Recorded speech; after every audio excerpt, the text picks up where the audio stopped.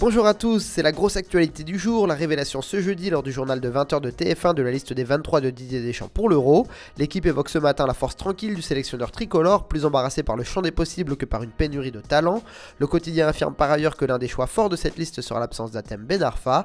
Plus d'informations à retrouver sur notre site. On file désormais en Angleterre où la lutte pour le maintien a connu un dénouement tonitruant hier soir. En s'imposant 3-0 face à Everton, Sunderland a envoyé son ennemi héréditaire Newcastle en Championship en compagnie de Norwich. Mais le Mirror Sport évoque également les suites de l'assaut des fans de West Ham sur le bus de Manchester United. Les Red Devils s'offusquent d'avoir été abandonnés par la police à leur arrivée au stade. Le copropriétaire des Hammers s'émeut également de la situation dans des propos rapportés par le Sun Sport. David Sullivan a réclamé des interdictions de stade à vie pour les fauteurs de troubles tout en présentant ses excuses au club mancunien. Le tabloïd revient par ailleurs sur la grave blessure au genou de Danny Welbeck qui le privera de l'Euro 2016 et de compétition pour 9 mois.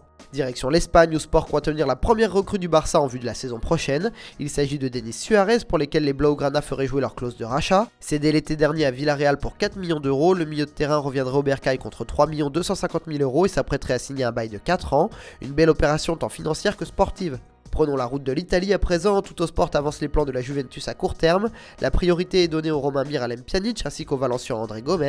Un sommet serait prévu prochainement concernant le Bosnien tandis que la vieille dame aurait missionné un intermédiaire pour travailler au corps les représentants du jeune international portugais.